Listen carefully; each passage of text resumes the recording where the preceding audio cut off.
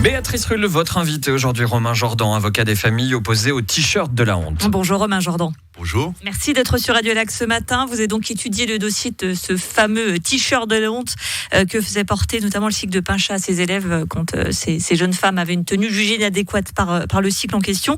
Et vous estimez, Romain Jordan, purement et simplement que cette mesure est anticonstitutionnelle. Effectivement, on a différentes garanties qui protègent que ce soit la dignité de l'élève, que ce soit l'égalité de traitement. Et puis on a aussi la loi sur l'instruction publique qui donne des postulats à l'égard des autorités scolaires.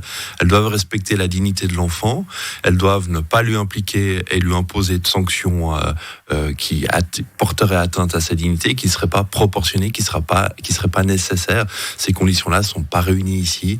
Donc effectivement, il y a une violation de la loi scolaire genevoise comme de la Constitution. Vous avez donc pris votre petit bloc-notes et écrit à Nébriator Incétin. Donc c'est très clair pour elle. Si elle considère que cette mesure est illicite, elle doit l'interdire. Si elle estime qu'elle n'est pas licite, vous attaquerez cette décision auprès de la Chambre administrative. Dans tous les cas, ça laisse pas beaucoup de place au dialogue quand même, hein. Bon, le dialogue, il est déjà en cours. Rien n'empêche que le dialogue avec les syndicats, avec les représentations de parents d'élèves et d'élèves puisse avancer. La préoccupation de mes clients, c'est que l'autorité scolaire doive assumer dans une décision une position claire, constatant l'illicéité de cette pratique pour pas qu'elle puisse renaître sous un autre nom, sous une autre forme ultérieurement. On est au XXIe siècle. Et dorénavant, on a des droits constitutionnels qui nous protègent et dont on peut se prévaloir même face à des actions matérielles de l'État comme ici.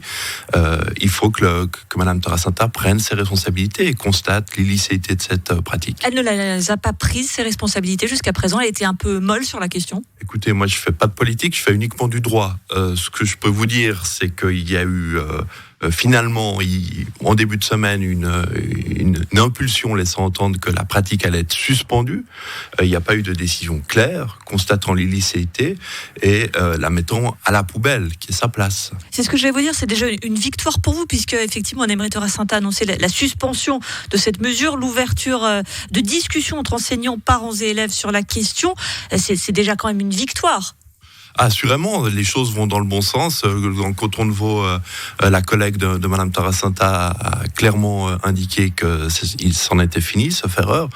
Maintenant, il faut que le département genevois suive, puis prenne ses responsabilités, encore une fois, et constate dans une décision qui aura force de chose décidée, donc qui pourra s'appliquer dans d'autres cas, que cette pratique n'est pas légale.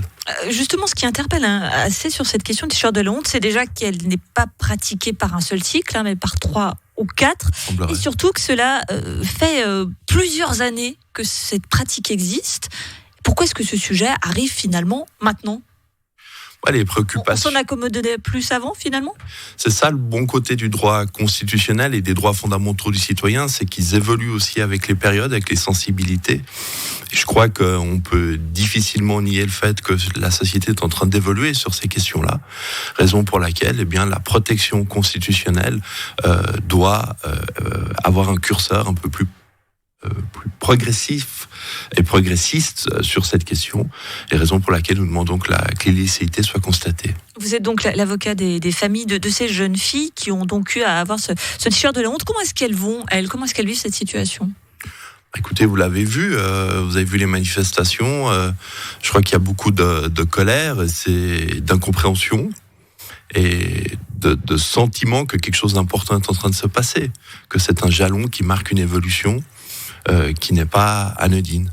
Je vais également vous poser la question sous-jacente à travers cette histoire, et je vais me faire l'avocat, vous me permettrez d'un peu des opposants, mais la question aussi, c'est de savoir est-ce que l'on peut aller au collège, au cycle, dans la tenue que l'on veut. J'entends, imaginons qu'au titre de la liberté personnelle, une de ces jeunes femmes aille en maillot de bain au cycle, en disant c'est ma décision, c'est mon droit, et etc.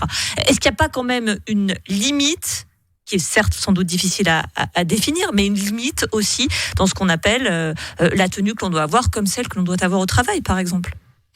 Évidemment, il est marqué dans la loi scolaire que les élèves doivent avoir une tenue correcte.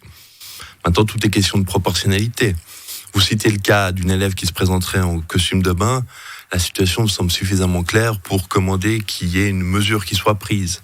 Après, est-ce que cette mesure doit être un habit avec une appellation particulière, avec un côté stigmatisant, avec un côté sexiste? La réponse, à mon sens, et au sens surtout de mes clients, elle est non.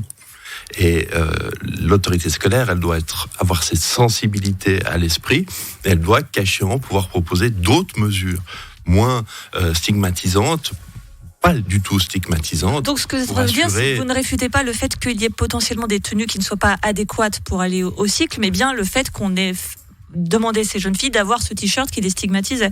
Évidemment. La loi prévoit qu'une tenue correcte est nécessaire. Après, tout est question de proportionnalité, tout est question d'atteinte aux droits fondamentaux, et il faut poser les intérêts et arriver à une solution qui soit acceptable. Ici, ce t-shirt, de toute évidence, ne répond pas à ces exigences. Et donc un sujet qui est très loin d'être terminé concernant ce t-shirt désormais appelé t-shirt de la honte. Merci Robin Jordan. Je rappelle que vous êtes l'avocat du collectif de parents d'élèves et de citoyens opposés au porte-t-shirt. Merci d'avoir été sur Radio Lac ce matin.